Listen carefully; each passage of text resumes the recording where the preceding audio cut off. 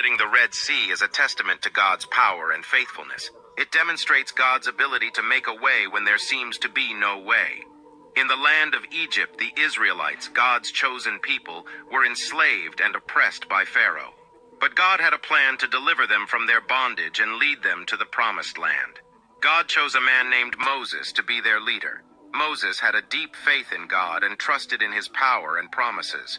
With God's guidance, Moses confronted Pharaoh, demanding the release of the Israelites.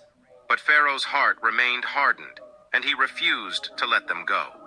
God sent a series of plagues upon Egypt to demonstrate his power and persuade Pharaoh to release the Israelites.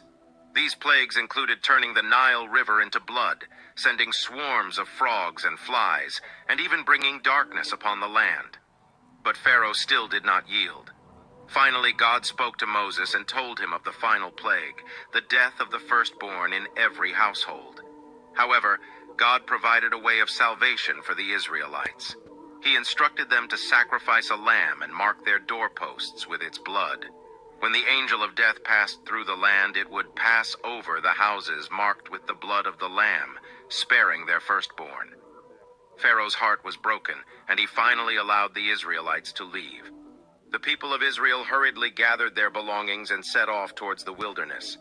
God led them by a pillar of cloud during the day and a pillar of fire at night.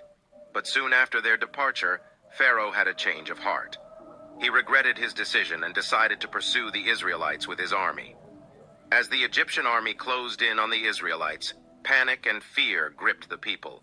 But Moses, filled with faith, trusted in God's plan.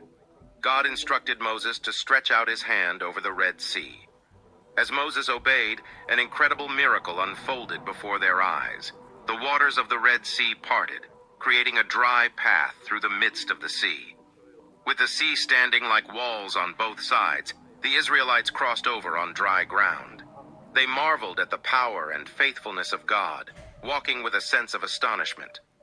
As the last of the Israelites safely reached the other side, Moses stretched out his hand again, and the waters of the Red Sea rushed back, drowning the pursuing Egyptian army. Not a single soldier survived. The Israelites rejoiced and praised God for his deliverance.